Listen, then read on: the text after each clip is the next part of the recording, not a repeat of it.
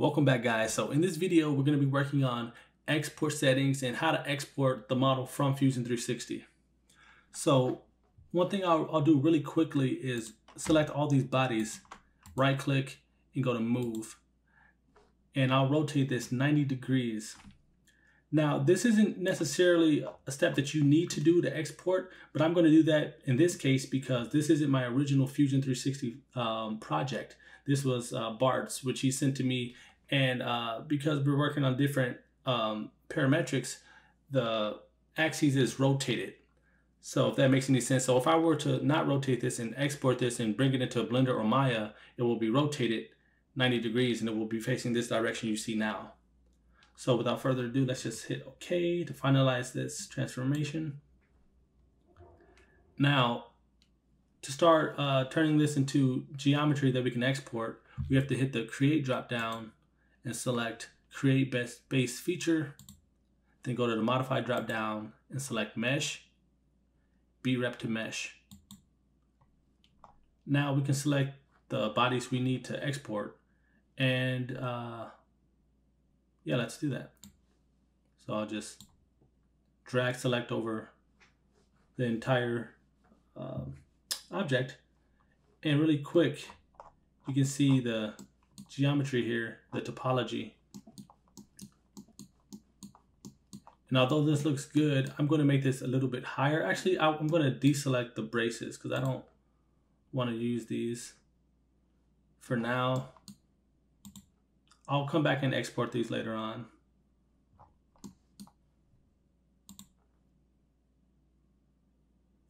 And I'm going to change the surface deviation. So really quick, guys, if you drag this slider down, you'll decrease the poly count of the objects. So if you see me drag this to the right, you take a look at the topology, you see this a lot lower now. And in theory, you can use this as a low poly, but it's still pretty high for game art. And you can fake a lot of this detail later on with the normal baking once you get to there. And you can also change the normal deviation as well to even make it a little bit lower. But in our case, we want it to be as high as possible so we can maintain the high poly detail that you can't get in the other applications. So to do that, we'll change the surface deviation all the way back up. And this will take a little bit of time to compute, and it's going to make the model a lot denser and it's going to be a lot darker. But it's all going to make sense pretty soon. So once this finalizes, we'll continue. All right, now you can see the density has increased dramatically. And this is what you want so you can retain that that roundness, that high poly detail, guys. So let's hit OK. All right, guys, so now that that's complete, you see the RPG is really dense.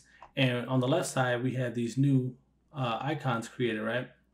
And these new icons mean that their mesh is ready to be exported.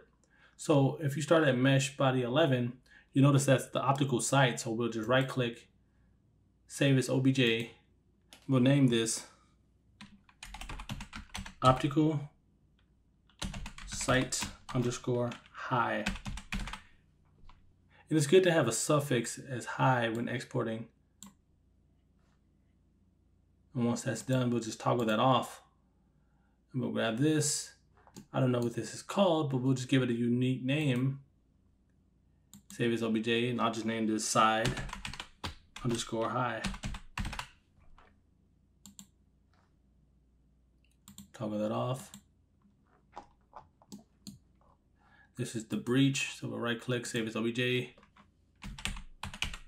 Breach underscore high.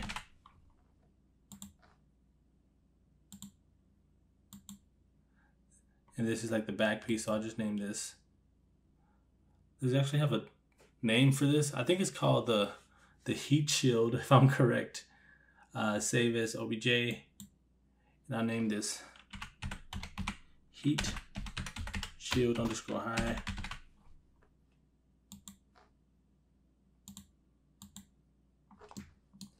This is the rocket or grenade, so we'll right click, save as OBJ.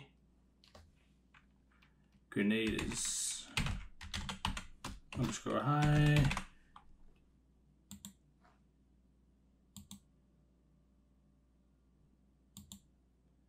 This is the iron sight.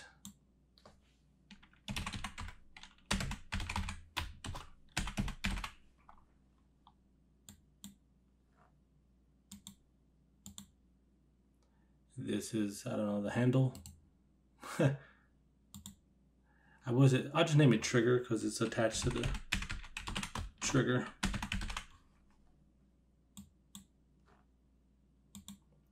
I'll name this handle.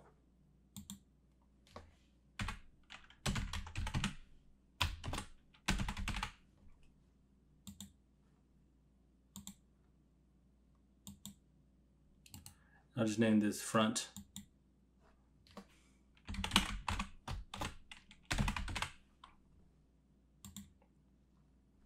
And like I mentioned before, guys, we're not going to worry about these three pieces really quick.